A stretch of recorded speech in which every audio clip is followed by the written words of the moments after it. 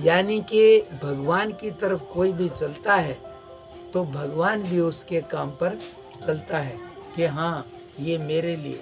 यहाँ पर कोई भी आए, बीमारी हो, समय नहीं हो, यहाँ का नाम लो ठीक हो जाओगे, समय मिल जाएगा। हाँ, दुनिया की बात करो तो उसके लिए कोई दावा नहीं है। हमने ये बात कही तो नहीं थी पर देखी थी।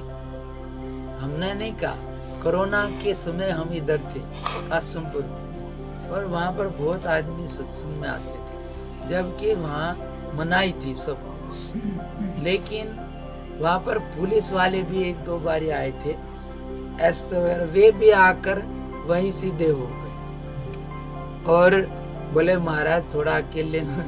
मैं कहा अकेले में कर लो, क्या है बात। तो वे, मेरा कहने का इतना ही है कि मैंने नहीं कहा था पर लोग कह रहे थे कि वहाँ जो भी आएगा, मैंने इतना तो कहा था कि परमात्मा के रास्ते पर जाओगे तो उसकी गारंटी है तुम्हें बीमारी नहीं आएगी। तो उस गांव में ही किसी को कुछ नहीं होया था, वो जो भी। तो ये भगवान की महिमा है कि उसके रास्ते कोई भी चलेगा या किसी भी यत्न करेगा तो उसके दूसरे सब कार्य वो करेगा। अर्जुन ने भगवान की शरण ली, अर्जुन सोता है और भगवान जागता है। उसके सब कार्य कैसे होने हैं उसको चिंता होती है, इसलिए वो आगे से आगे सब। तुम्हारा इतना ही है कि भगवान के कहे अनुसार थोड़ा सा ही 2 मिनट, 5 मिनट, 10 मिनट लगानी पड़ेगी, लगेगी, लेकिन धीरे धीरे रास्ता बन गया तो फिर बन जाएगा। इसलिए इस रास्ते पर लगना पड़ता है।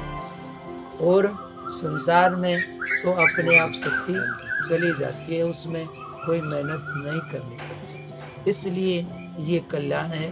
पुरुषार्थ की मैंने बात बताई कि गलत रास्ते जाते हुए मन को किसी भी प्रकार से बोल के, स्मरण करके, पाठ से कैसे भी अच्छे रास्ते की तरफ ले आए तो ये सबसे बड़ा पुरुषार्थ और साधना है।